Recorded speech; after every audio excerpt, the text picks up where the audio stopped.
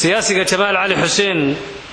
ee dhawaan xisbiga mucaaradka ee UCID ee Soomaaliland u doorteen inuu noqdo musharaxa madaxweynenimada ee sanadka 2015 ayaa maanta si diiran loogu soo dhaweeyay caasimadda gobolka Awdal ee magaalada Boorama. taageerayaasha xisbiga mucaaradka ee UCID ee musharaxa Jamaal Cali Xuseen iyo musharaxa ku wehelinaya tartanka madaxweynenimo ee Cabdirashiid Xasan Mataan oo tagaadid fara badan isla markaasina lulaya calanka iyo astaanta xisbiga mucaaradka ee UCID ayaa kaga hortagay wafdigan xisbiga UCID magaalada Gorayacawl oo 8 kiiloomitir ka xigta dhanka bari magaalada Boorama. waxaana soo dhaweynta horkacay qaar ka mid ah salaadiinta dhaqanka ee gobolka Awdal oo uu hormood ka ahaa Suldaan Abubakar Cilmi Wabar waxaana uu soo galbiyay dhanka caasimadda Boorama. mas'uuliyiinta ka socda xisbiga mucaaradka ee UCID ayaa waxa ku wehelinayay socdaalkooga dhowr iyo 10 suldaan oo ka mid ah salaadiinta dhaqanka ee magaalada Hargeysa kuwaas oo ka soo raacay dhanka magaalada Hargeysa. mas'uuliyiintan ayaa kala hadlay taageerayaasha soo dhaweeyay iyo qaar kale oo fara badan oo ku sugayay gudaha magaalada Boorama hoteelka Maana Guest House ee magaalada Boorama. waxaana ugu horreyn halkaasi hadal iskugu jira soo dhaweynaya ammaan u jeediyay musharaxa madaxweynenimada ee xisbiga UCID iyo musharaxa madaxweyne ku-xigeenka ee xisbiga UCID Cabdirashiid Xasan Mataan oo isagu dibadda ku maqan salaadiinta dhaqanka ee gobolka Awdal qaarkood iyo salaadiinta wafdiga xisbiga mucaaradka ee UCID la socday ee ka soo raacay dhanka magaalada Hargeysa. maalintii dhaweysana xafladii ku jiray lagu qabtay qadiistii Hargeysa iyaga Cabdirashiid Xasan Mataan ka amaanay halkaas aad iyo aad baan u soo dhaweynaynaa. waxaan leeyahay inankaasi halka taageerayaal buu ku leeyahay shacab buu ku leeyahay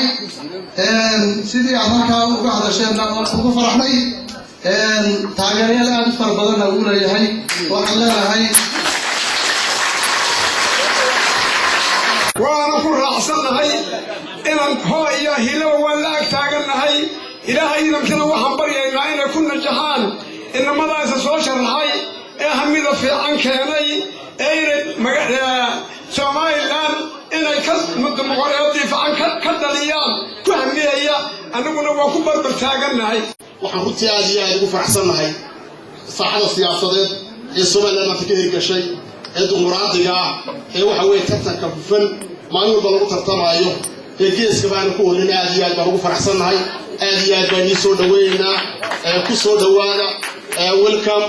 aad iyo aad baan ugu faraxsanahay. inaka labaad baan agtiga waa Cabdirashiid Xasan Axmed oo Mataan horta halkan laba munaasabadood baa ku kulmay. labada munaasabadoodna waxa weeyaan mid waa midnimadii garabka udub ee Jamaal Cali Xuseen uu hogaaminayo iyo waxa isku diiray xisbigii UCID. munaasabada kalena waxa weeyaan dalbaadega muxuu ahay iyo muujinta musharaxiinta kaalmaha muxuu ahay madaxweynaha iyo madaxweyne ku-xigeenka mudane Jamaal Cali Xuseen madaxweyne ku-xigeenkana mudane Cabdirashiid Xasan Mataan. mudane madaxweynaha mustaqbalka Jamaal Cali Xuseen iyo madaxweyne ku-xigeenka labadaba oo codaynaya. dad baa leeyahay saddex goor bay ku diidaan bal maanta aniga hal leeyahay si aan 3 goor baan ku diiday. alla ilaahay waxaan ka baryaa in guul iyo barwaaqo idinkaas durduriyaasha ogaadhii dulmanayd deerada xeebta darifkii banka hoose badda daaculadeeda intaasaa xisbiga u diyaara burmaangowda la yaabiyo daramarku ugu ciyaari soo dhowow. sidoo kalena waxaa halkaasi hadal ka jeediyey siyaasiyiin iyo marti sharaf kale oo isugu jiray rag iyo haween kuwaasi oo dhammaantoodba ku ammaanay xisbiga UCID xulashada musharaxiinta da'da yar ee Jamaal Cali Xuseen iyo Cabdirashiid Xasan Mataan ee ay u doorteen loolanka madaxtooyada ee soo socda ee Somaliland. ugu dambeynna waxaa halkaasi hadal ka jeediyay siyaasiga musharaxa ee xisbiga mucaaradka ee UCID Jamaal Cali Xuseen oo isagu sheegay inay dalka wax weyn ka bedeli doonaan haddii ay ku guuleystaan kursiga madaxtooyada ee Somaliland. inaan daacad noqono inaan shaqeyno habeen iyo maalin inaan wadanka ka shaqeysan ee aan u shaqeyno wadanka inaan ka shaqeysan ee aan u shaqeyno soo shaqeysanaa hore caalamka ugu soo shaqeysanay laakiin ummadana u shaqeynaa doonayna inaan ummaddan waxa weeyaan haddii aad eegtay taariikhda Somaliland sidii la sheegay marxalado kala duwan bay soo martay madaxweynayaashii iyo xukuumadihii horeba meelay soo gaarsiiyeen way ku mahadsan yihiin ummadda Somalilandna abaal bay ugu haysaa laakiin maanta waxaan ugu kaliftay